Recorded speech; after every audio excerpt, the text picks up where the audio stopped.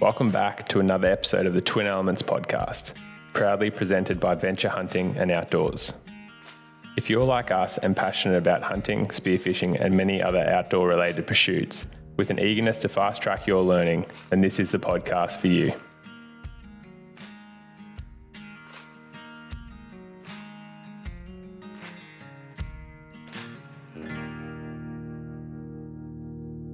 Hey legends, and welcome back to another episode of the Twin Elements podcast. Today's episode, we're switching it up from the red deer and transitioning to awesome fallow bucks that we've been chasing around New South Wales for the last week or so.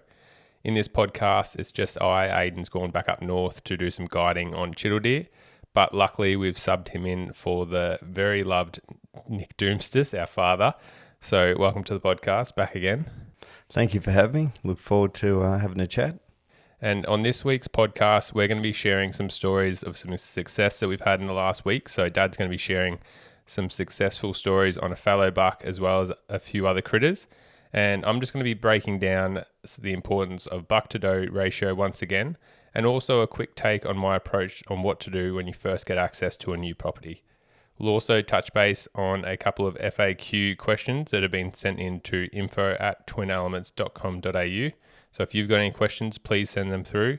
Equally, please send us a DM on social media, and that is at Twin Elements Instagram account or James Doumtsis Outdoors or Aiden Doumtsis Outdoors, and we'll answer those questions as promptly as we can. So thank you to everyone that listens, and we'll jump into the podcast. Numa Outdoors is our camouflage clothing of choice. The team has formulated a durable, breathable, quiet, and comfortable camouflage lineup, suitable for all terrains, season, and pursuits, with a great pattern to keep you concealed. You may have recently seen us running the Renegade lineup in our recent adventures up north. We're pleased to announce that Numa products are available in Australia, so head to Venture Hunting Outdoors website to check them out for yourself. So before Dad jumps into his successful buck story, I just wanted to give a bit of a background to the property that we're hunting on. So this place is about 15,000 acres, quite a large property in the Hunter Valley. And essentially it's riddled with fallow deer, to be honest. I was lucky enough to gain access to this property just before the rut last year. So Dad and I actually hunted it last year, and just for a couple of days. And yeah, it's got a lot of fallow deer, but which a lot of hunters, I guess, would see probably as a blessing. But when you're a bow hunter and there's, I guess, 50 does in a mob, or at least 30 in most mobs, and there's one buck that you're trying to shoot, it sort of makes things quite difficult. And the biggest thing I wanted to talk to you guys about was not only how that affects, the buck to doe ratio affects the quality of the rut that you're going to have, but also talk about how that affects, genetics being passed on, and how inherently you end up getting sort of worse, more cull buck style with big clefts and everything like that over time, because everyone wants to shoot the big magnificent buck, essentially, with beautiful palms and everything like that, and no one really wants to shoot the smaller clefty bucks and whatnot. So what's happened, and it's interesting talking to the actual property owners and sort of having that realization with them, where 25 years ago they didn't even, like, when this person had the place, he said it was rare to see fallow deer, for example. And what's happened in the last 20 years or so is the population has just boomed. And so even though they had a chopper shoot in the area a couple of years ago that wiped out, most of the population, there was still this residual core amount that, the population's come back. And so in the 15,000 acre property, I'd probably estimate that there's maybe 500 to 700 fallow deer. And I'd say that's a fairly conservative estimate. Do you think that's pretty close?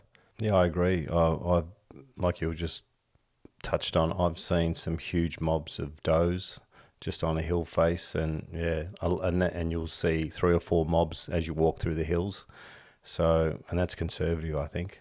Yeah, it's nothing to see 100 fallow deer in a day, or in a hunt, really, on a certain ridge, for example, or and the adjacent ridge. And so what has happened though is that the buck to doe ratio, for reasons I'm about to describe, have got quite bad, in the sense that it's probably 1 to 10, if not more, 1 to 15, in terms of 15 does to 1 buck. And what that means is that in the 2 days that we're on this property, we probably saw maybe 10 bucks, and they were all really, really poor genetics, like clefty as, just really ugly. Like there was nothing really that had, complete palms or good palms, I guess. And I think why that is firstly the population's boom, but secondly, on this place it does get quite a lot of hunting pressure, which is fine. But what's happened is everyone comes during the rut and shoots. Just from talking to the property owner and stuff, and the manager and their mates and stuff. They probably shoot 30 to 40 bucks on this place every year. And they do put a lot of pressure on the deer. Like if they see deer when they're just driving around, they do it. But during the rut, it's pretty much, you've got a couple of people hunting it most days, just through friends of the property owners and whatnot.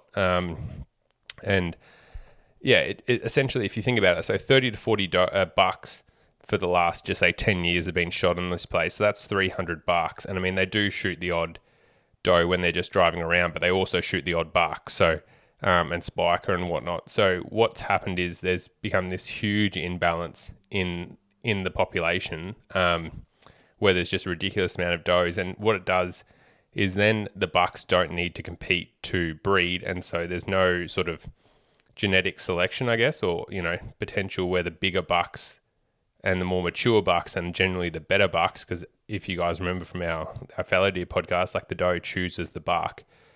But when you're left with essentially shit, there's not really a choice. And so all these bucks, like we saw so many bucks, and even like little 2 and 3 year old bucks, like Aiden and I covered a lot of country, saw a lot of bucks.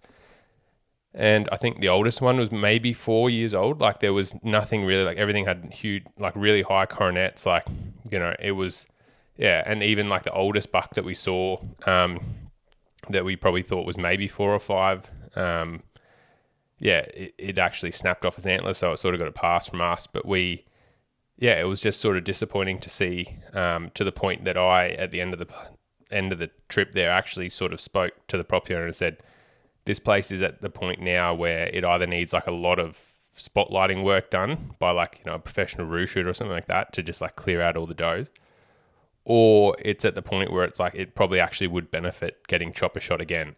And that's like an interesting concept coming in from a hunter where like, most people, I guess love when it's like, oh yeah, you want like hundreds of animals on this place. But I mean, from a conservation point of view, it's not great having that, and that's probably needs a lot of roo shot on this place too, to be honest. But so yeah, from like a conservation point of view and just like a land management point of view, like having an extra 500 head of animals, just say if there is 500 to 700 head, like I think that it would actually be better for the heads that you got off the place as a hunter if there was only 200 fallow deer on the place.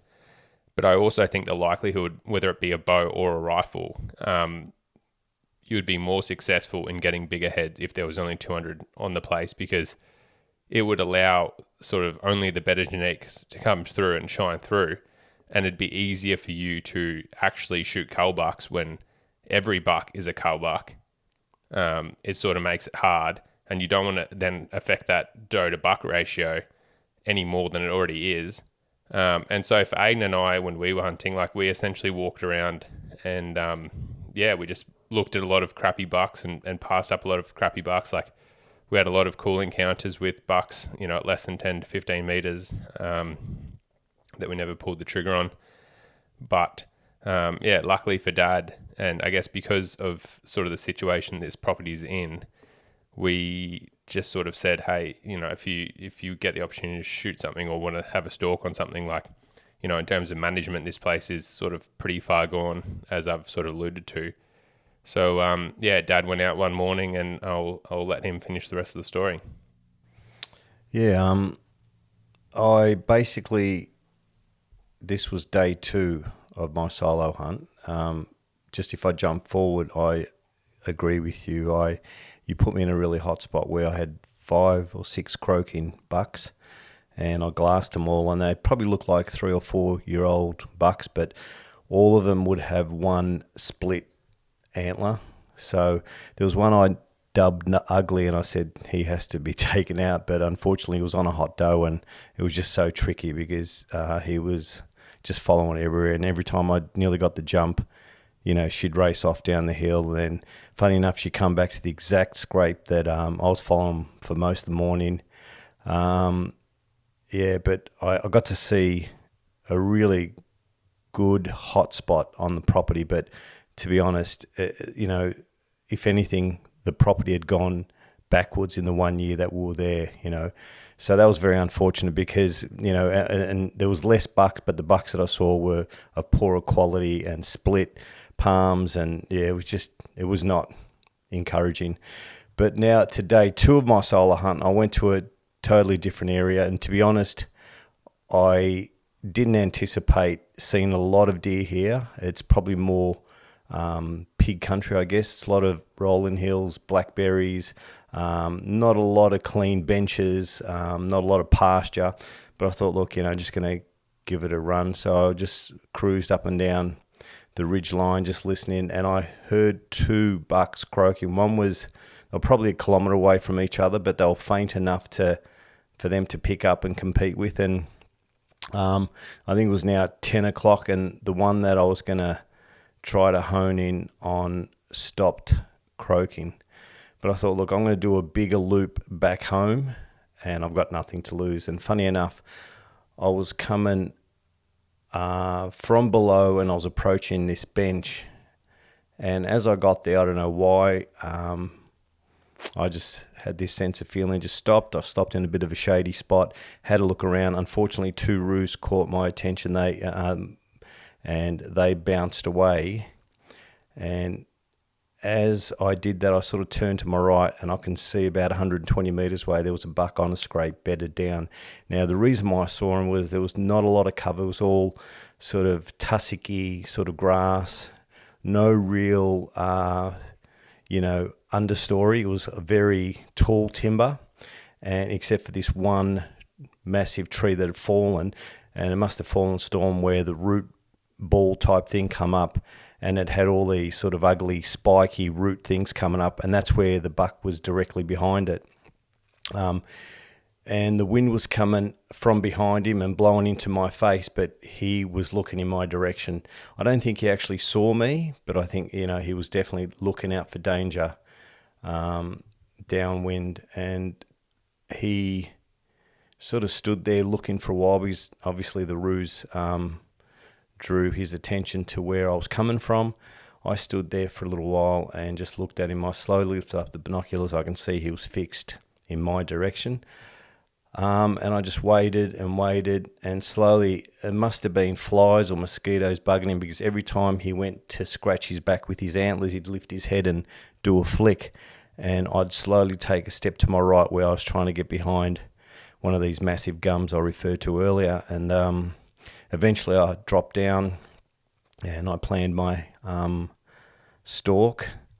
And to be honest, I was quite nervous because it was open cover, but I used the only bit of root ball that he was sort of parked behind as a reference. And I just remember crawling. And it was funny because I thought, I'm going to blow this stalk. No way am I going to get lucky. I'm going to blow this stalk. But it was funny at that moment, I was listening to Aidan's podcast about his chittle deer, where he just referred to this chittle deer in a mob of a whole lot of hinds, and he said he's just going to wait and be patient, and took little steps, and he kept on glassing it. And that, I drew on that as inspiration. I thought, well, you know what? I've got the rest of the day.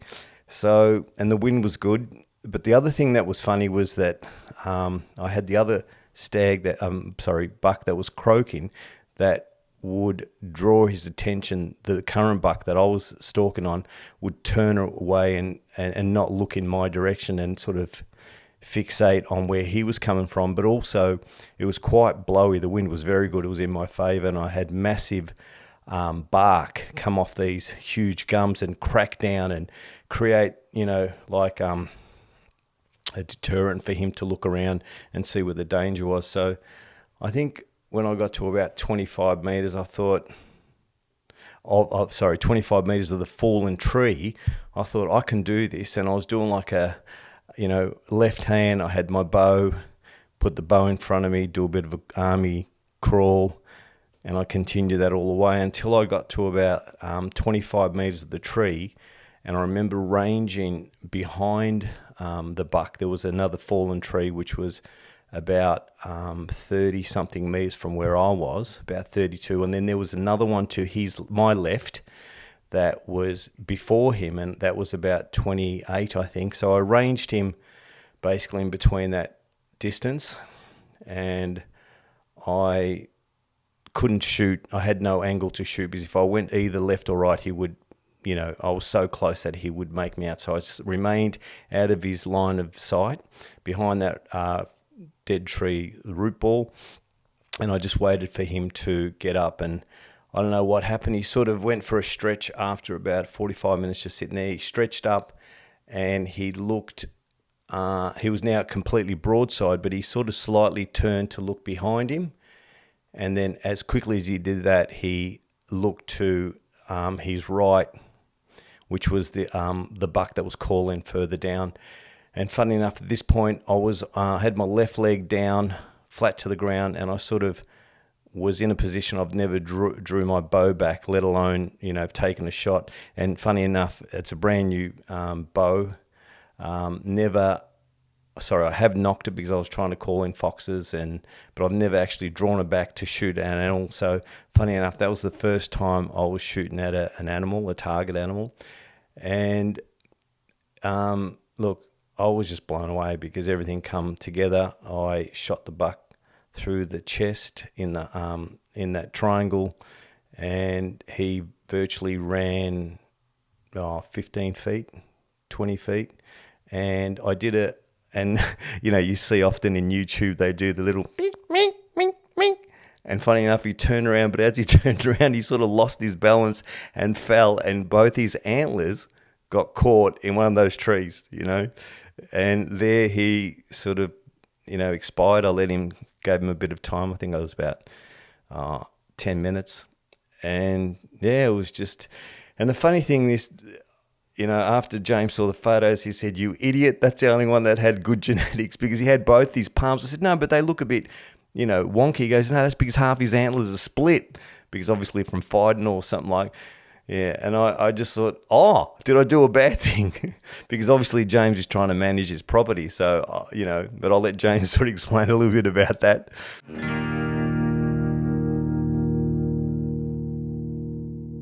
Cayuga broadheads are engineered for success and built by experience. These are the broadheads we trust for all of our bow hunts. Whether it's buffalo and bangtang bulls in Australia's Northern Territory or chital deer along the basalt wall, we have ultimate confidence in their range. I'm currently loving the 150 grain Zots. Regardless of your preferred broadhead, quality and performance is guaranteed across the range. If you would like to try them today or shoot them already and want to restock, head to their website and use code TWIN10, that's TWIN 10 numerically at checkout for 10% off your next order. You will not be disappointed. No, he was completely fine. We as it goes on this podcast, we're just trying to educate, not dictate on what people do with their hunting. And yeah, like we'd given Dad the all clear on this place. Just because how it is managed by everyone, it's sort of hard when you don't have sole access and you've got people just shooting everything and anything, and the balance is so far out. Like I just said to Dad, if anything takes your fancy, go and shoot it. But yeah, he was a nice buck. He did have good genetics. He was missing sort of the back half of his palm, but yeah, it was an awesome little story, and for Dad to just go out there and get it done solo. Aiden and I were very proud when he got back to camp, having carried all the meat out and had the set of antlers, and yeah, he was chuffed, and we were certainly chuffed for him. So it was a good little hunt.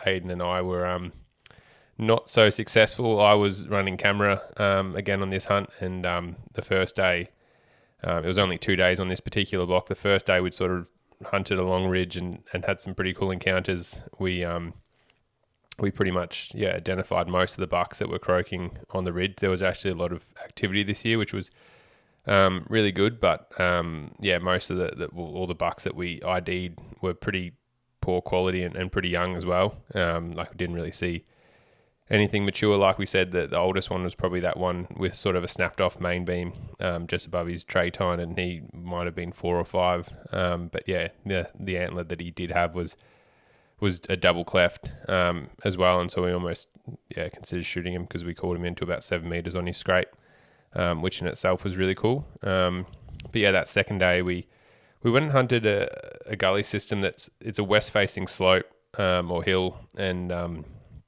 it was a little bit more of a struggle. Like I love actually hunting as an arrow hunt because you get the thermals right till last light essentially, so you can come in above them and then sort of just hunt down. It's normally a really good hunt anytime during the year. You get a lot of goats there and a few pigs and whatnot, so it's a good sort of everything type of walk. And on this morning we'd sort of come up from the bottom, just trying to have the thermals working in our favour, and we end up having a buck croaking above us and moved in, and he wasn't too bad. He wasn't a giant, but he was probably the best that we saw out of the 10 or so bucks in the 2 days. And just decided similarly again, like just with the low management that was on this place, that because that took Aiden's fancy, that he was going to go and try and get him. And we sort of moved in, and as we were moving in, just as we've described, there was so many deer around, and so we ended up having some deer around the corner get our wind as sort of the thermals started to switch, like quite early in the morning. Like it was just an updraft that got them, and then they bounded off, and that caused the buck and probably about 8 of his does at the time to run off up the hill and sort of go into some thicker stuff. And we thought that was sort of going to be it, but we ended up moving up and looking at a few other bucks, and having some pretty cool encounters with some does and whatnot. And he ended up croaking again sort of below us, and we sort of cut back down and sort of moved. He hadn't actually moved that far from where we'd pushed him the first time or scared him the first time. He'd probably moved only 200 or 300 meters around the hill, but he'd gone into some quite thick bush, and we started cutting back down to him, and could hear like the doe chirping in there. But the reason why he was croaking was because there was I think it was 2 smaller bucks and a spiker sort of hot on his tail, and because he was in thick bush, it was sort of, they were getting a bit cocky, I guess, and sort of all the smaller bucks were putting a fair bit of pressure on him and trying to cut this hot doe out. So he was having a bit of a hard time as she was sort of darting through all the thicker bush, and he sort of just kept croaking, and Aiden and I slowly taking a step in, just because it was so thick, and we could see all the other bucks but couldn't really see him properly, and could see the doe and whatnot. And anyway, it just it went silent, I guess, when we were probably 70 meters away, and not sure if that was a thermal sort of dropping down the hill, or if something had caught our movement, as it's so hard in that thick stuff, and especially with me filming Aiden and 2 people moving in and stuff, as we've spoken about before. And they went quiet, and then he gave a couple more croaks, and then that was sort of it.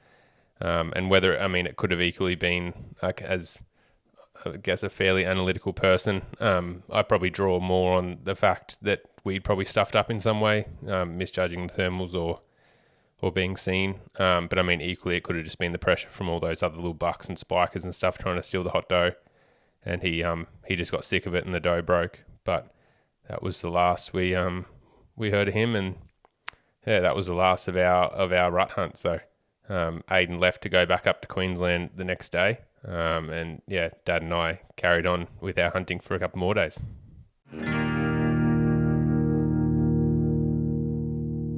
With unmatched quality, performance and reputation, Aimright International is our go-to for spear guns, wetsuits and fins. Whether it be coral trout, wahoo or dogtooth tuna, Aimright has you covered on or in the water. Check them out today at their website.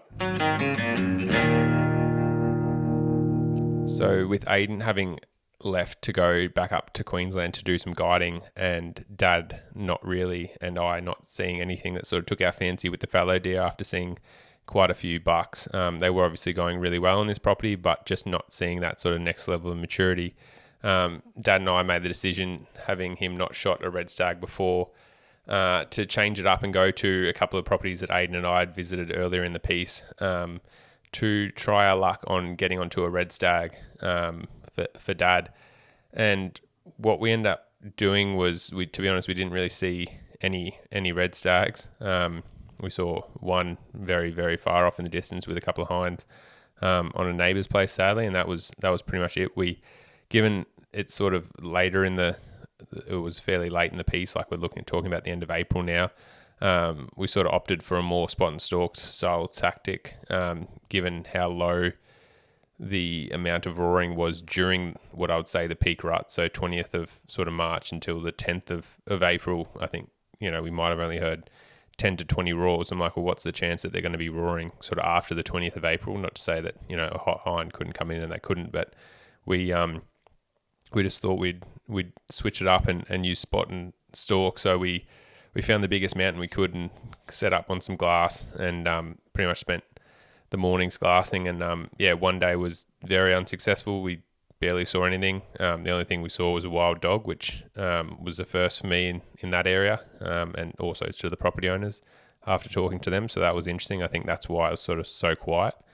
But the second day we'd seen some animals, or seen some reds off in the distance, as the typical trend goes on the neighbour's place. So we sort of, we made the most of the opportunities in the sense that we looked down on the bench below us and there was a rutting mob of pigs, and I'll let Dad finish his story. And just to elaborate, when you say below us, it sounds like it's only 50 metres away. Can you please explain? Now, mind you, we're on the biggest hill on the property, glassing as much distance and, area we can possibly do. And mind you, it was a killer to get in there for an old bloke. And then James decided, he goes, you know what? I don't know what those reds are doing. I think they'll probably bed up in the neighbour's property. I don't think they're coming back this way. Let's go and get the pigs. And I'm looking down thinking, that's a long way down. It was a pretty steep sort of valley. And if you can imagine, the top was sort of lightly timbered, but as you get to the intermediate level, it was all dogwood and other stuff that was quite thick to navigate through. And then you've got to come through that and then find out where the pigs are. But he was quite confident. I've never hunted like that because I've done a lot of early mountain hunting when I was a lot younger, but it was a different style. Whereas James was keen to get down there. But sure enough, we got there. And we got onto a very small rutting mob. Like, how many boars would you say were in there, James? There was probably three? two main boars, and then two smaller, like 40 kilo sort of boars, and then two sows. It was a pretty poor rutting mob, to be honest, but. Hey, actually, I did see one earlier, just as the sun was rising. I saw one on the on this sort of game trail that I saw later on. He sort of disappeared to the left, and I pointed out to James, look, he's a good size, but by the time we got eyes on him, he sort of disappeared. I guess that's what older, smarter boars do. But we're left with a sort of 65 kilo black and white boar who seems to be running the show. And there was interesting enough, another smaller boar. I don't know how, what his live weight would be, but he got to about 5 metres of me when I was trying to stalk in, and I was confident in my camo. He walked right up, didn't even know I was there. He did a bit of a, as they do, they sort of, not a scrape, but they leaned forward a little bit and they started urinating around and doing his little rutting pose, and then just went back to try to get in on the action. But I was lucky enough where James, there's not a lot of pigs on this property, and I guess it's, you never want to manage pigs because, I guess they're pests. But James says, look, we're set up, we've got the camera rolling, take him out. And at this point, I sort of got into range. I was comfortable. I think it was about a 28 metre shot, but I just felt that he was going to dip down into the creek line. And he sort of turned and gave me a quarter in away shot, which I took, and managed to seal the deal, so to speak. And I was stoked. I haven't shot a pig for a while, which was good. Yeah, it was. We had a little black boar that Dad was saying how it peed right in front of us at 4 or 5 meters, and what he was sort of hanging on the outside of the mob, and that black and white boar was just over the top of that sow essentially. And every time the black boar would come, close, the black and white boar would sort of, go defend him off and move outside the mob to kick him out. The black and white boar didn't really care about the smaller boars and the sow and stuff. He just sort of wanted to keep that other, probably similarly sized boar, maybe 50, 60 kilos out. It was pretty much textbook. Like the black boar did that big pee in front of us, and because they've got the spiral penis, you can see he's just like spinning it around, bloody all over himself on the ground, everything like that. And the sun was like right behind it, so you could see the show and the spray. It probably got Dad's shoe, to be honest. And then he sort of moved back in on the mob, and you could just read like, oh, this black and white boar is going to come. And he came walking out, and I was like, oh, it's going to be perfect. Dad's going to shoot him, quartering on at 15, but he ended up pulling up a bit short and turning around, and obviously presented Dad the shot, and Dad pickled him, and he probably ran 60, 70 metres down the hill in a sort of a mad dash. Actually, interesting enough, these are Dad's first couple of kills. With the Cayuga pilot cuts, he's recently just switched over, so it'd be interesting to see how he's have you been enjoying them? Absolutely love them. Yeah, I can't believe how I don't know if it's a brand new bow or the setup, but the arrows whip through. Amazing, and leaves a beautiful blood trail and just does the damage. I mean, I know everyone advocates for whatever they're using, and I probably don't have loyalty to anything apart from my passion for hunting, so whatever works. But I was amazed. The boys just said, look, try these. And I did a couple of test runs here at James's place with the broadheads, and I liked the flight of the arrow, and I was grouping well. But, normally I'll sort of find the arrow broken off in there but they were just whipping right through, and I just thought, wow, that was probably my one thing from this trip that I took away where I was really impressed. So, Ian Summers, whatever you're doing, mate, keep it up. Great job. And then, so after the boar, the one interesting thing, and it might have been the black boar, the bigger boar that Dad saw leaving at first light, but the black and white boar on its sort of top of its scapula, the top of its back, had, I'd say maybe a 5 or 6 inch gash, and probably a 1.5 inches wide and probably an inch deep. Like, it was a pretty impressive sort of gouge out of the top of this thing's back, where you can clearly see that a tusk has gone in probably an inch and just like hooked him and just like absolutely opened this thing up. So clearly there's, a bigger boar, if not a couple of bigger boars, that were rutting on that mob as well at some stage. Yeah, it's funny. That's where we had a discrepancy when I went up to the boar, had a look at him, and you noticed that and you said, wow, that's recent. And I was arguing with, I go, no, that looks like it's healed. But what it was, obviously with the wallowing, it sort of given it a darker texture. And then when we sort of opened up, it was a sort of fresh wound, wasn't it? And I was amazed at how deep it was. Like, seriously, it was crazy.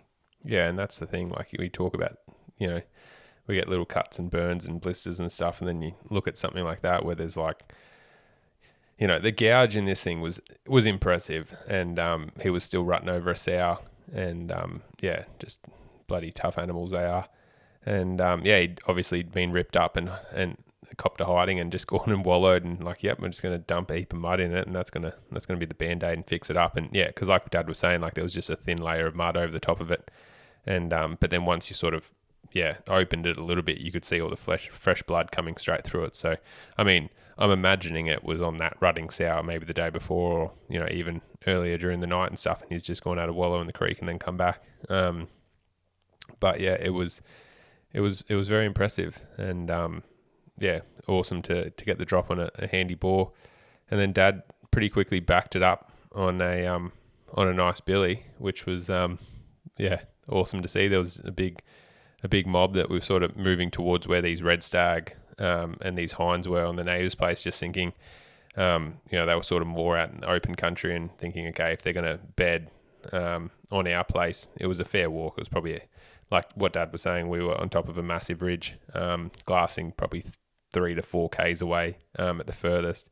And sadly, we'd sort of picked him up at that range with the Leopold spotter, and bloody, it was a bit sad, as always, seeing him on the neighbour's place, because it's so low density where we're hunting. So yeah, we glassed all of our place, which is 5,000 acres, and didn't see a single deer.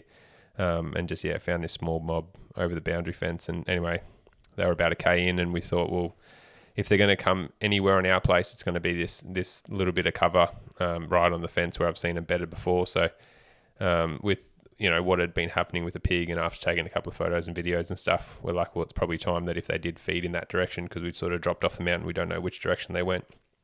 We're just like, oh, we may as well start moving in that way and just have a bit of a hunt. And so we started moving towards the cover, and it came across this mob of billies. Yeah. Oh, look, it was amazing how many billies or goats in general. This was not a super mob, but how many animals would you anticipate? 20, 30? Yeah. And they were all just feeding up on their hind legs, trying to get the fresh pickings up on top. They were just like, an organised group just marching through and just picking, and they kept on moving. Occasionally, they might just sit down, have a rest, then keep moving again. But they were all communicating, and when you hear a pig snort, you sort of worry because you think, oh, something's going up. But I heard a lot of billy or goats snorting, but I don't know, I've never heard that before. But they didn't know that we were there. We just casually sort of, followed them. Well, once James said there was a shooter in the mob, I decided to sort of stalk in, and we got in on a couple of different angle shots in order to try to take him out. But at the same time, there was a lot of movement around me, so I just had to be quiet. Let him pass because we couldn't take this particular shot. And then we ended up catching up with him around this, made sure the wind was in our favour. And we found him feeding in this longer grass with a fair bit of cover.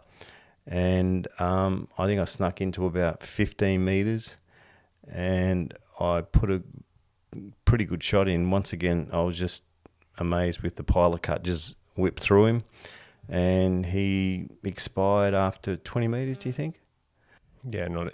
Max 20. He barely went anywhere, to be honest. Like, it was sort of surprising how quickly, like, we heard him go down and we're like, oh, there's no way that could be it. And anyway, as typical fashion, it was pretty thick bush, so we didn't want to bump him around like that. And we gave him, 2 minutes, like, oh, we'll just go. And we pretty much went to where you shot him, grabbed the arrow and looked up, and then there he was. Yeah, the blood trail was pretty easy because it was on yellow sort of straw, that'd been dried out. So, like, when I looked at him, I thought, how big do you reckon? Once again, I haven't hunted for Billy for a long time, and he said, oh, what'd you say, 28? Yeah, it was probably a little bit bigger than that, probably 32 inches or something like that, which for me, it was, he's not the biggest Billy in the world. There's plenty of, 40s, obviously the magic number when it comes to goats, but they muster these places, or they have mustered this place a fair bit. And so, to be honest, normally when I see billies, they're like, the typical like 16-inch billies.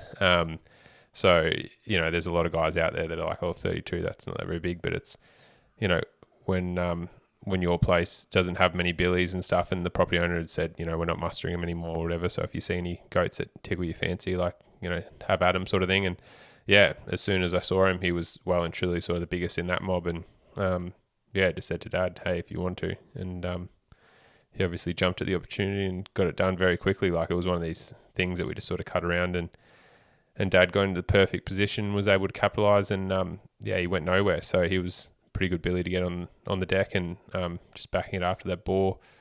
It was a great little morning hunt. Sadly, we weren't able to locate any red deer that we were targeting, but a couple of little prizes in between, and ended a really good day out in the bush.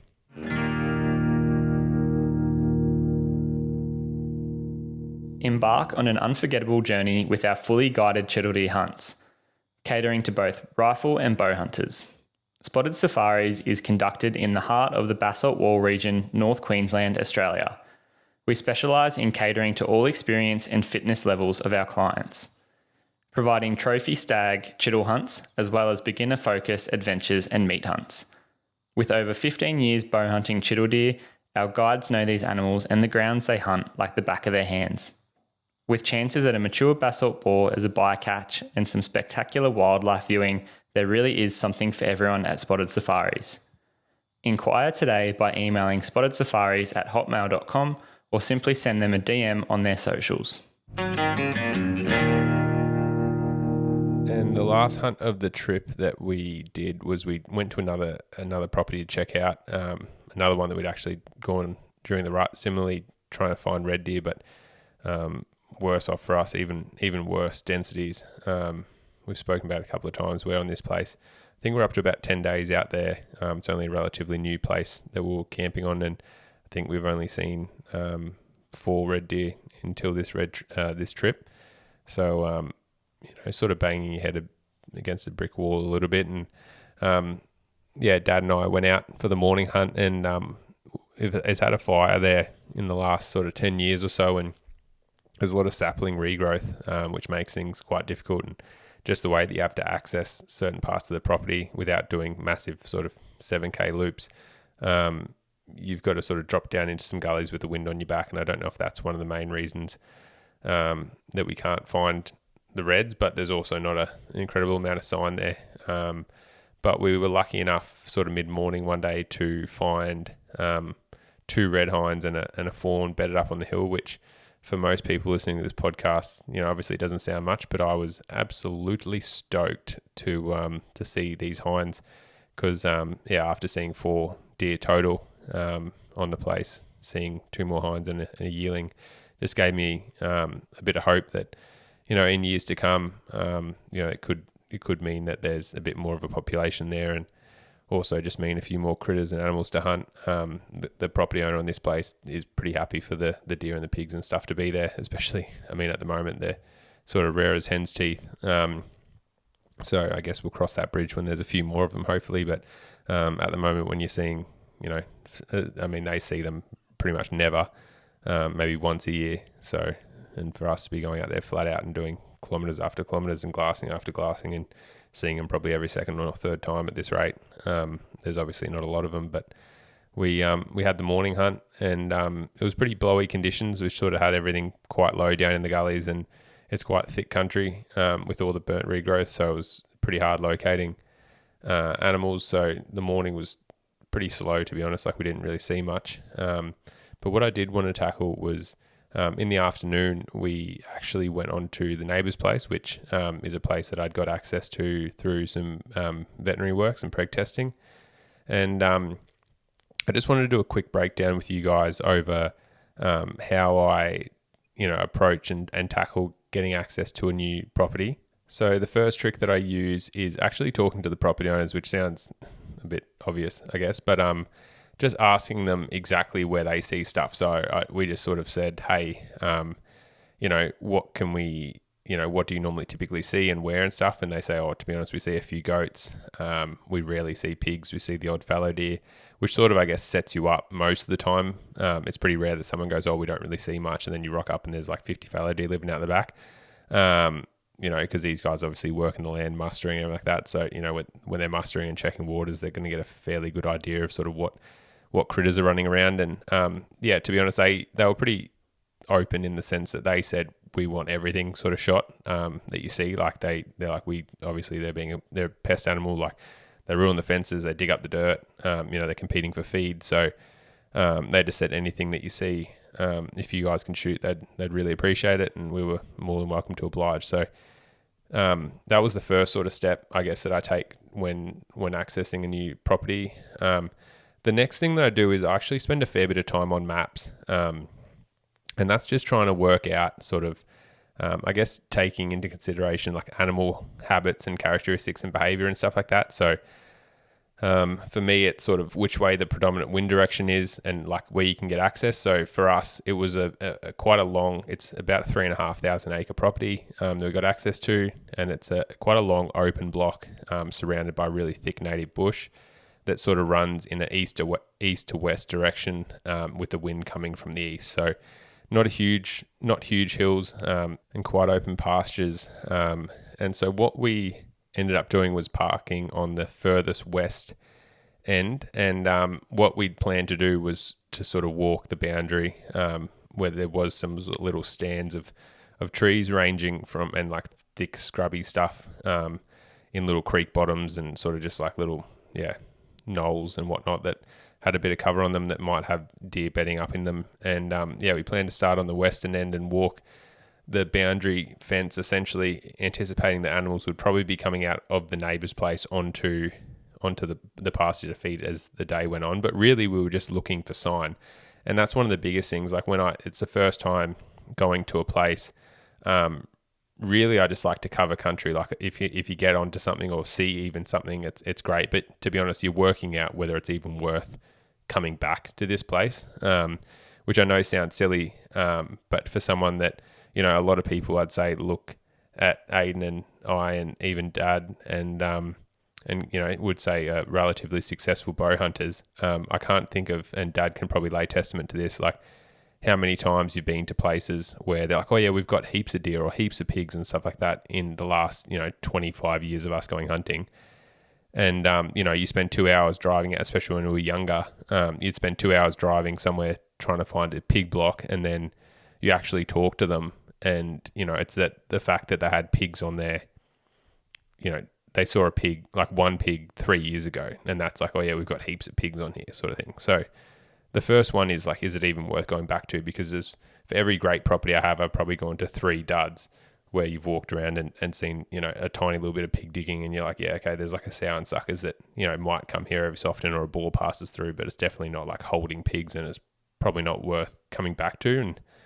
And things can change quite quickly, especially in the areas that I live with low densities and stuff like that, where, you know, animals might go somewhere to rut, or, you know, animals might move to a new area if there's crops being put in and stuff. So it's worth probably visiting properties a couple of times before you completely rule them out. But I definitely, definitely like just seeing as much country as I can. And so we pretty much spent we got there at 3:00, dark's at 6. And so because the wind comes from the east, and the way that it all works, one of the other questions I like to ask the property owner is where sort of the stock are. So this place has cattle and sheep, and they'd sort of said the most eastern corner, which also was like a little sort of kick out. So it had, like, most of the place there was a fence that ran pretty much straight west to east, but in this one furthest east corner, it had like a little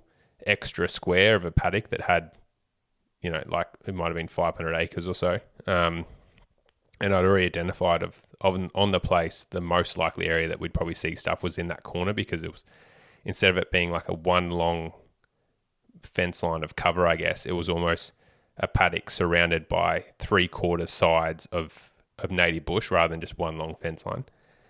And so yeah, we pretty much spent the first 3 and a bit Ks of this fence line just walking, and to be honest, not seeing very much. Like, I think we saw one potential fallow rub, maybe a bit of goat shit, and some pretty old pig diggings. And that sort of took us to about 5:30, and we just started to get into this pocket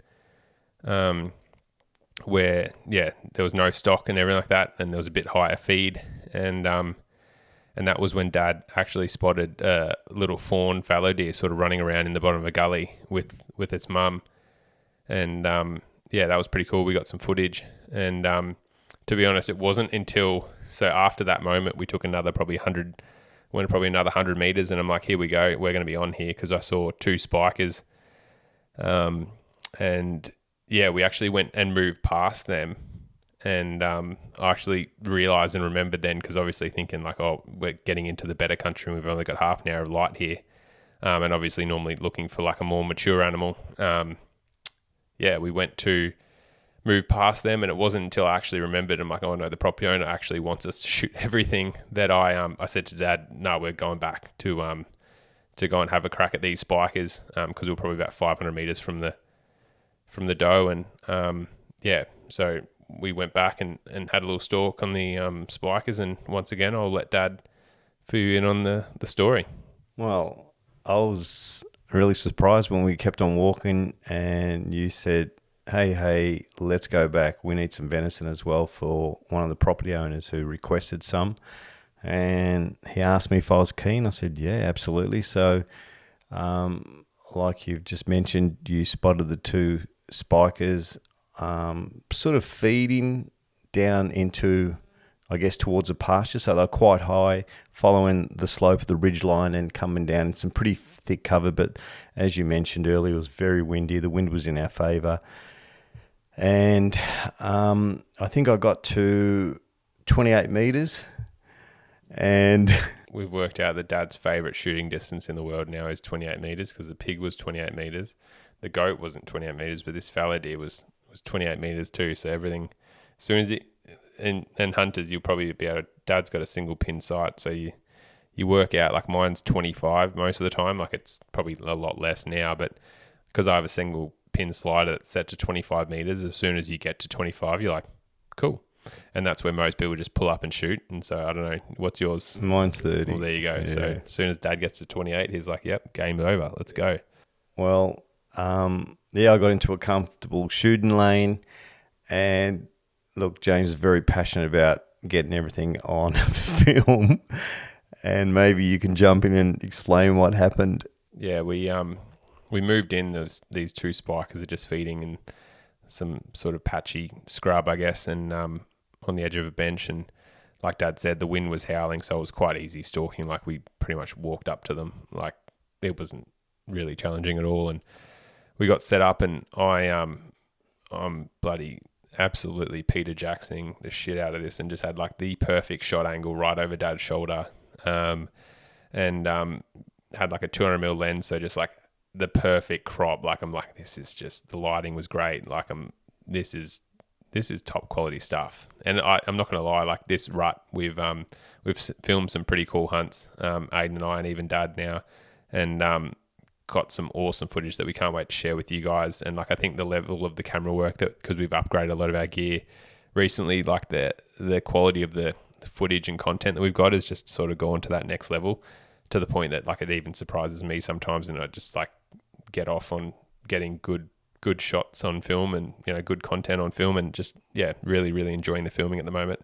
And I'm like, here we go, it's happening again. This is going to be absolutely perfect. And anyway, the first of the two spikers, like it's standing at Dad's favorite 28 meters, and he goes to draw back, and it just takes 2 steps and goes behind this bush. And I'm like, okay, perfect. And then so the second one is feeding up right behind it, and according to Dad, it was 3 or 4 meters further than the original spiker came through. In my mind, it was pretty much in the exact same spot. So I've got this camera angle set up perfectly where Dad's on like the left side, and this other spiker's on the right side, and he's sort of waiting and stuff, and he's a little bit quartering on. I'm like, okay, yep, they don't know we're here, fair enough, like wait. And so I'm watching the second spiker that's come through, and it does, like, it ends up taking a step and just stretching its leg out, and then all of a sudden, like, I'm watching Dad, and he like draws back. I'm like, okay, this thing's like perfect. And I'm looking at the angles and like the lighting and everything, and I'm like, oh mate, you couldn't script this better. This is absolutely perfect. And then all of a sudden Dad shoots, and anyway, obviously Dad had his heart set on the first one, because all you could see of the first one was its head on the far left corner, like over Dad's left shoulder. And so Dad's absolutely pickled the first one, but sadly for me, it's like you can't see it. And so it ran off, and as soon, because I was watching through the viewfinder and I was so closely zoomed in, like it's pretty much Dad on the left and this spiker on the right, like filling the screen. And so as soon as he shot, I'm like, yeah, he didn't shoot that one. So I've swung around and just got the spiker running off or whatever, and he just runs over, and you see him getting the wobbles up, and like I don't get him falling over, but he just ran over the crest and died. And I'm not going to lie, I was a little bit disappointed. And I take full responsibility, because I probably should have asked him, or been like, which one are you going to shoot? But for me, it was like, I just, after the first one went through, I was, and then the second one was, in my mind, the second one was coming into the same spot. I'm like, yeah, that's the one he's going to shoot. But that wasn't the case. Well, I have to apologise, because I was fixated on that first one. I was in the zone, I was following him, and I'm like, yep, making mental notes, yep. Once he does that, steps out, stretches that leg out, and I think I should have readjusted, really, because the other one was in a better position, but I think it was a couple of meters over, so I thought, no, I don't want to shoot over 30. But look, he was down, it was a good shot, and, all is well that ends well. Unfortunately, we didn't get it on film, which I know frustrates you, so I apologise for that. No, it's all right. It's part of the game. So we've had a very good running tally and trend, I guess, with films so far for the year that Aiden and I have done together, and even our dad with his couple of kills.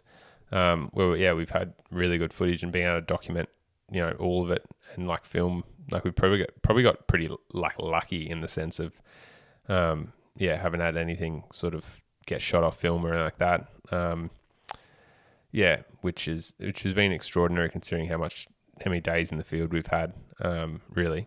But I guess you make your luck too, because I mean, I'm not the fittest blokes, but we put a lot of Ks in, and I know you and Aiden would do heaps more. So I guess you work hard for what you get. Yeah, definitely. We've done a lot. I should work out how many Ks I've done in the last 30 odd days. This is actually the last rut. It's sort of interesting because my partner said, when does the rut end? And I sort of smart-assingly said October when they drop their antlers. But yeah, this is officially the last sort of rut hunt.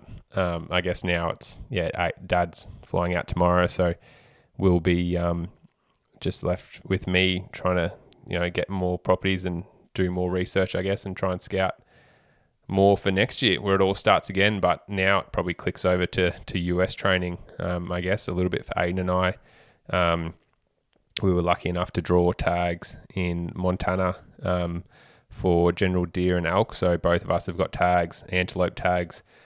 We'll be coming out shortly as well. So we're going to see if we draw them. But yeah, we will be training like madmen for the next sort of 3-4 months to start getting fit for that, and want to go over there and might even try and get a black bear over the counter tag as well, if we got enough time, and sort of get one of them as well. So yeah, we're super keen for that, but we've got a few more little hunts planned in the future. But I know you've got a few pretty big ticket item hunts planned for the rest of this year. You've got New Zealand coming up shortly for TAR in July, I believe, and then also doing another Bantang trip with Paddo at Dingo Creek in October for a Bantang and a couple of boars, hopefully. So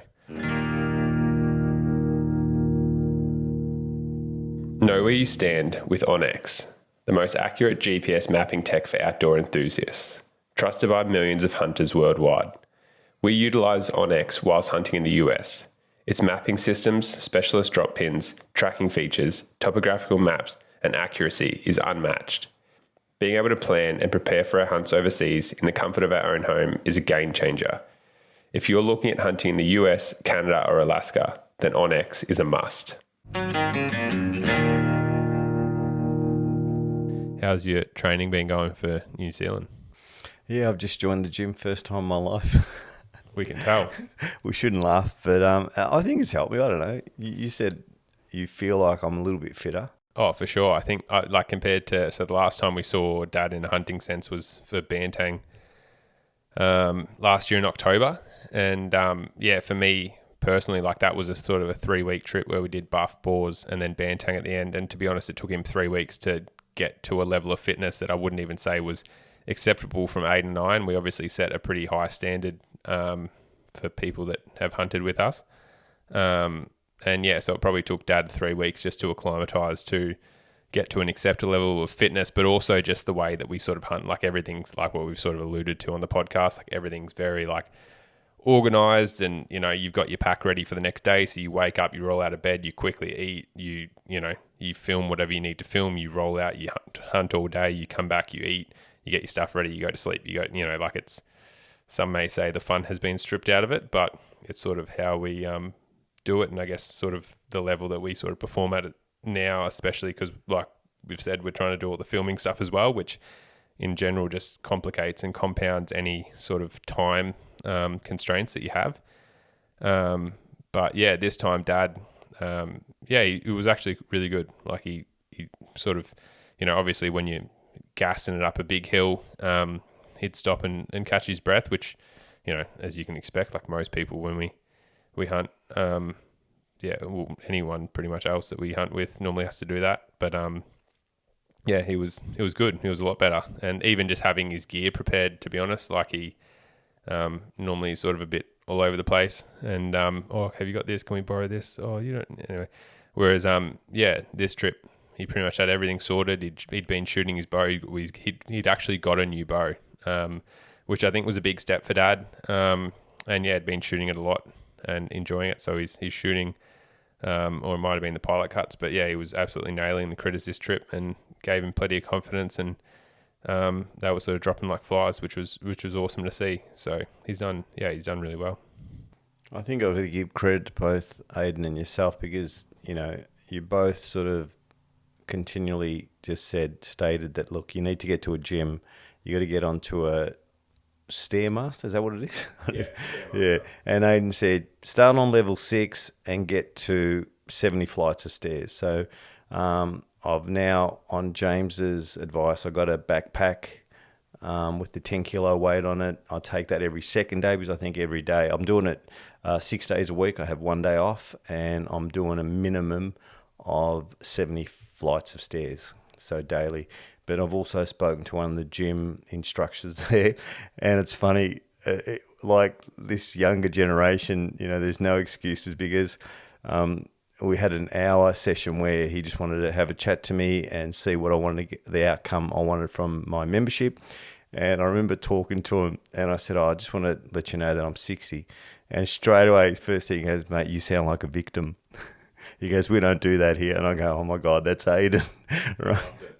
I loved it. I thought it was the best thing. I like this bloke already. I've never met him. Don't know his name. Because to be honest, it probably makes me sound like a tyrant, but I say that to a fair few people, to be honest, when they give me excuses. And yeah, anyway, so I loved that bloke said it to Dad when he was trying to take the easy road and get the cop out that he's 60 years old. And I guess for those people that are listening, hopefully you can draw on a bit of Dad's inspiration, that, it's never too late to change, or you're never too old to change, and you're never too, time poor to find that extra half an hour that it takes to stop off at a gym on the way home and do the Stairmaster. And especially, if it's just leading up to the rut, there's plenty of gyms now that you get full programs and even meal plans if you want it, as well as PT and stuff like that. Like, it's never been easier to get fit with the knowledge and information that's shared out there, and how easy it can be. So really the only thing stopping you from doing it is the excuses that you can create, or, the victim mentality that you've got, as Dad's sometimes had for the last, 20 years.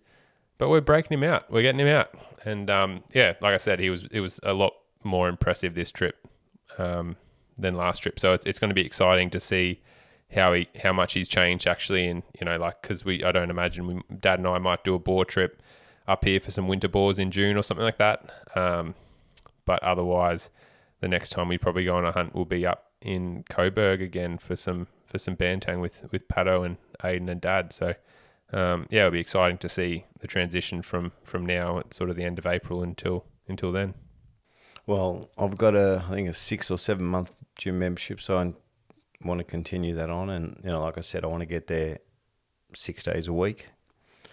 And I think once it becomes behavioural, and you just, like you said, just you got to do it, it just sinks in. And I hate getting there, but when I finish, I enjoy it. Have a shower, have a meal, go to bed, repeat. Yep. Yeah, that's it. Once you break the cycle and the habit, and you get to the gym, you never regret doing a session. You know what I mean? Like, it's always, you walk out of there and you're like, that was awesome. But to be fair, like, I haven't hunted like you guys are hunting. Like, you will view an animal on a bench and then you're running down, and that takes a lot of fitness, a lot of mental toughness. I guess I appreciate what Nick Morton does as well, on his boars, and I guess the hills are probably a lot more severe. Having said that, this property that you're on, it's not a huge property, but the surface area, like from, the mountain range, they're quite, can you imagine having a certain square area, but you're having all these peaks and troughs? So there's so many area to cover, and there's so many valleys, and you got to get down. There's so much thick cover. So sometimes it's raining in the morning, and then it's 3 hours later the sun's out and you're cooking. So you got all these variables that you got to deal with, and I guess it's all mental. So I mean, I've taken a lot away from this trip, which I'll sort of go home and I think I'm moving in the right positive direction to make me a better hunter and a better person to continue doing what we do, as a family, because I love this family time. And it's not always about, the trophies, and I just love what we do. Being so passionate about food and cooking, we have teamed up with Camp Chef. With portable cookware for wherever your travels take you, Camp Chef provides a better way to cook food. Whether in the backyard or the backcountry, shop pellet grills, their cast iron range, or portable cooking systems today. We personally love their large 12-inch diameter skillets and camp ovens for cooking over the coals. Alrighty, legends. Well, that wraps up this week's podcast. As always, thank you so much for chiming in. And we're going to tackle a couple of FAQs now that have been sent in from our listeners. If you guys want to feature on the podcast and get your questions answered, please send them through with the subject line FAQ to info@twinelements.com.au. Or equally, you can find us at Twin Elements on Instagram, or Aidan Doumtsis Outdoors on Instagram, or James Doumtsis Outdoors on Instagram.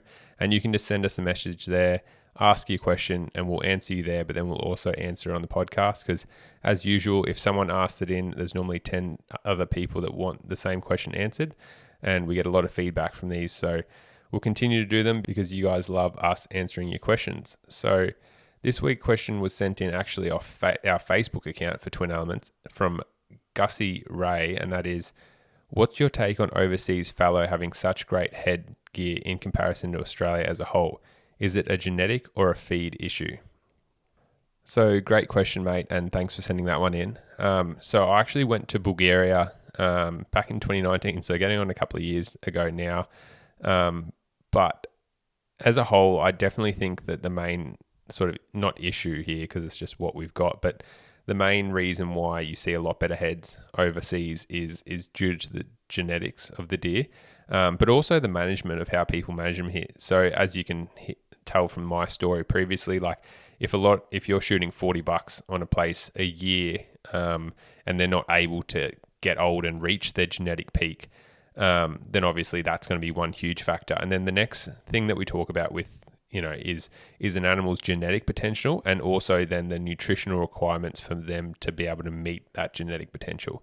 So often with, deer in Australia, the fact that they can sort of go essentially wherever they want, like there's obviously exclusion fences and that type of thing. But for the most part, like other than having really bad seasons, a fallow buck is going to go and find the best feed it possibly can, and have pretty good tucker, because generally they're finding paddocks or, crops that have been locked up, or paddocks that have been locked up for cattle or sheep, with pretty low pressure, and they're going to grow out and put on plenty of feed after the rut. So nutritionally, if it is a hard year, they can have some problems. But the biggest thing that I've found, and this is especially drawing on friends that are sort of what I would call deer fanatics that actually love deer so much in a hunting perspective, where they've got their own deer in pens and stuff just because they like looking at them and stuff.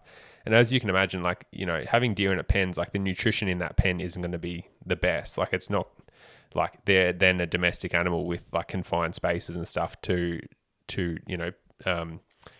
herd size and also stocking rates and that sort of thing.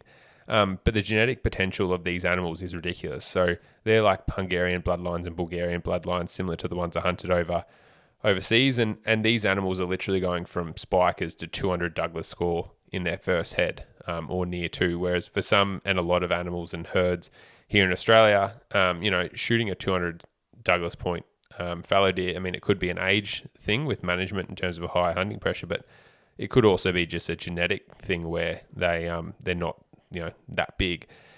And so these pen animals, it's nothing for them to be 5 years old, sort of in 280 inch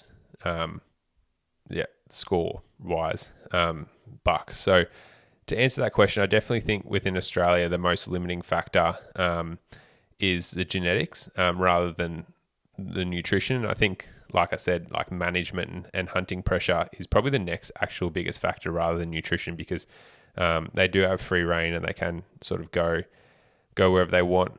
It's probably more that fact that, at 4 years old, a buck looks fairly handy. And, a lot of people will opt to take that animal. There's very few places where they sort of manage for having those older bucks. Whereas overseas, they've got that age class and structure already organised. And so they're shooting their bucks at 6, 7, 8 years old because they've got the age structure and they're not having to wait years. Where if you imagine, like here in Australia, if the oldest buck that you have on your place is 4 years old, well, if you shoot that, well, the next year, just say it's also a 4-year-old. Whereas if you want 7-year-old bucks on your place, you've got to wait 3 years. And that's under the assumption that no one else is also hunting the place and not going to shoot it, or it doesn't get shot on a crop and whatnot. So actually finding truly old critters, whether it be, boars or red deer or anything really, is quite hard to do. And so, I definitely think genetic potential is probably the biggest limiting factor for us having huge fallow deer here in Australia, but also then those management rules and also people just shooting a lot of deer, which makes it quite hard to find the big ones. But that's why when you do, it's quite special. And our last listener question has been sent in by good mate Tommy Sierra. So this one was sent in just asking about all the camera gear, more probably helping other people out.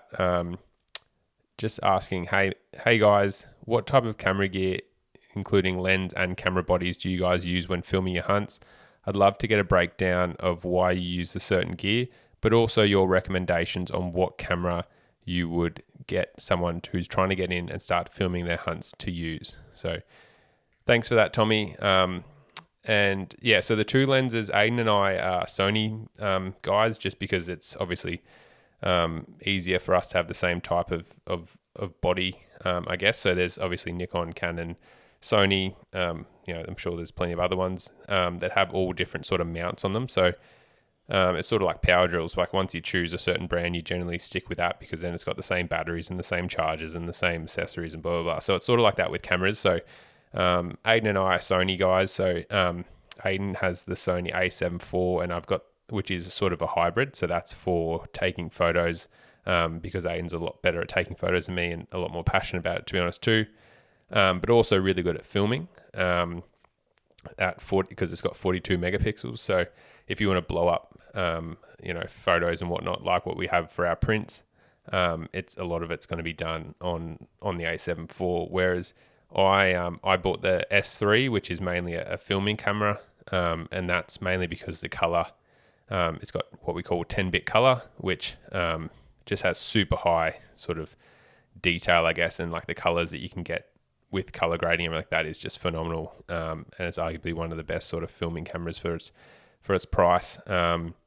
So that's the sort of two cameras bodies that we use. The lenses that we use, we've sort of gone to 3 different lens types. So we used to have a 150 to 600 mil lens, which was a Sigma that we used to use, and that was like an absolute powerhouse. We've used these. We actually just bought a second one, which we broke earlier in the rut, which was a bit unlucky. So we're going to send that and get that fixed up. But that was an absolute powerhouse. And the other one was like a classic, just 24 to 70 mil lens, which once again is just like probably the 2 lenses that I recommend. The newest lens that we've got is the Sony 70 to 200, and that's probably mainly more for just that sort of middle of the range when you're doing the final stalk. Like you need something. The 150 to 600 we run on a tripod. The 24 to 70 we run on a gimbal normally or freehand, and it was just a bit hard with the final stages of the stalk where you were doing it freehand, so you couldn't have the big lens, but you want to film like the hunter, the subject moving in on the stalk, but also film that over the shoulder, like, detail where there's an animal just say 100 meters away. That 70 mil just wasn't quite enough. And so that's why we've gone to the 70 to 200, where you can film both some B-roll of the hunter moving in, but also punch in on the subject on whatever you're hunting, just in that final section where you sort of put the tripod away. And so, we've got some sick content with that. Obviously Miss Dad's shot on the spiker, but the rest of them, we've got some awesome footage there. that we can't wait to share that with you guys. And just to answer the second part of the question, so I think I've touched on this before, but the camera that I would recommend for people getting into filming their own hunts or just have an interest in sort of outdoor photography, or, you know, when you're out there just taking some photos of some bucks or some, you know, some birds or anything like that, or lizards, would be the Sony RX10 Mark IV. So we Aiden and I ran that camera for, I want to say more than 5 years. We end up both having one just because it's such a powerhouse of a camera. Like, it's a one-stop shop, do it all. We sort of moved away from it just purely because of the main thing really was like the quality is awesome, but it still just doesn't compare to an SLR. But if you're not looking at doing that like super high-end sort of photography or work or whatever, like the quality of the video and the photos that you get from it, and the fact that it's like, you know, I think I was saying it's like 1.3 kilos. It's got a 24mm lens up to like a 600mm lens, all built into one. You know, so you can film stuff from, you know, a couple hundred meters away across the ridge, but also film stuff, you know, 10 meters away easily. The only thing that let it down was the battery quality on it is super poor compared to the other Sony cameras. So like our Sonys, you know, like even filming with two cameras, I might churn, like if it's a big day of filming, I might churn through 3 batteries on each camera. On a big day of filming with the RX10, it'd be nothing to churn through 8. So we had like a huge amount of batteries and we're constantly charging stuff, heaps of charges, which was probably the only limitation. But if you're just looking at, you know, filming your mates' hunts, you know, maybe doing some four-wheel driving, doing a bit of camping, you know, you can take some real cool photos with it just for, you know, your kids' bar mitzvah, I don't know, whatever you want to do. It's just going to be a great family camera. It's not going to break the budget. It's one-stop shop, do-it-all camera. And even though we've obviously moved away from it, if someone's looking for a camera, I still can't beat it on all the specs for the price of it. So that's what I'd be jumping into if I was getting into it. But thanks for sending those questions in, fellas. We really appreciate it. And if you've got a question that you want answered on the podcast or just answered by Aiden and I, make sure to send them through, whether that be on Facebook, through the emails, or Instagram. So thank you again. Alrighty, legends. Well, that is the end of this podcast, and sadly our rut series here on the Twin Elements podcast. It's been a wild month of filming and also podcasting, trying to make sure these episodes are getting out to you guys. And as always, we've had some fantastic feedback. It seems like you guys have really enjoyed having all these stories come through and us sort of share the highs and lows of our hunts, but also just lessons that we've learnt while being out in the field. So once again, thank you all for supporting the podcast. There's plenty happening over here at Twin Elements with videos rolling out. So in the not too distant future, we've got our Northern Territory series, which will be coming out on the YouTube channel. We've also got the Against All Odd film, which I'm editing at the moment, which will come out as a vlog series. So we've broken that down into multiple different parts just to sort of expand on sort of the hunt, I guess, because there was nearly whole days or morning hunts or afternoon hunts that got missed. If it wasn't super high action, we just, like in that first cinematic feature film, we just wanted to keep it really sort of fast paced for you guys, but we've decided to break it down into more detail. So there's going to be plenty happening on the YouTube channel. We'll also get started straight away on editing these all these rut vids. So I think there's, from last count, there's about 7 vids worth of content that we filmed for this rut. So we'll get them chopped up and ready for the YouTube channel as well.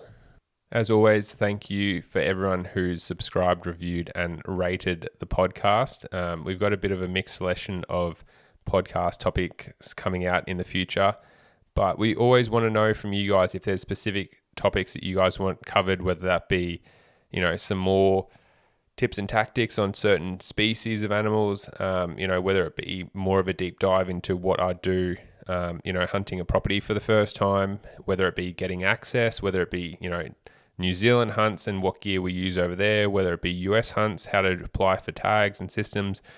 We do have the team at Hunt and Fool lined up, so we're going to have a couple of podcasts with them talking about, you know, applying for elk, applying for whitetail, applying for mule deer, applying for antelope, and sheep and stuff like that in the not too distant future.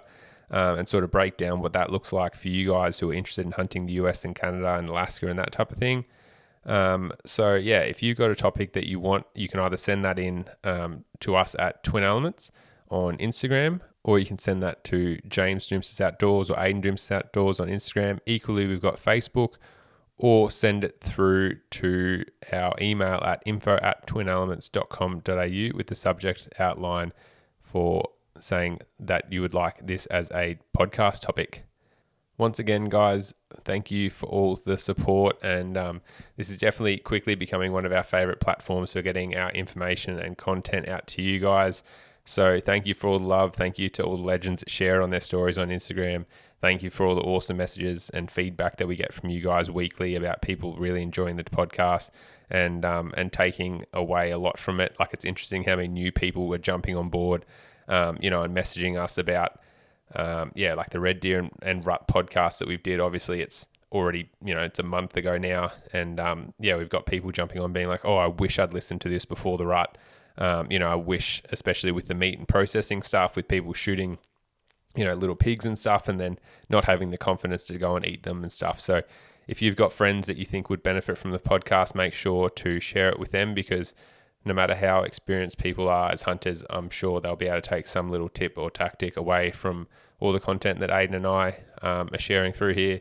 And we can't wait to keep putting the content out for you guys. So as always, thank you for listening to another episode of the Twin Elements podcast, and we'll talk to you legends soon.